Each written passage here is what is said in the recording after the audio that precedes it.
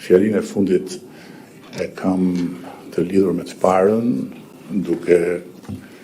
kërkuar mirëkuptimin e të gjithë të pranishmëve të tjerë që kanë ardhur në emër të komisionit apo nga jashtë Tiranës këtu, për faktin që e kam të pamundur të mos e mbyll me një falënderim shumë posaçëm për Xhani Bukikjo, për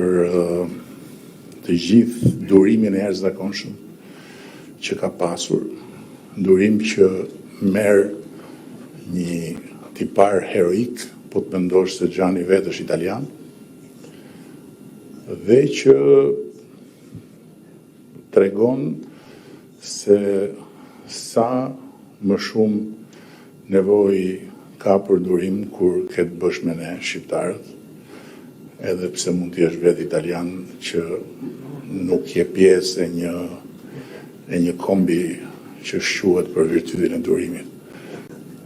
Dhe për gjitha të durim, Xhani, dhe për gjitha përpjekjet e tua për të lundruar në dallgët e politikës shqiptare dhe për të gjetur pikën e ekuilibrit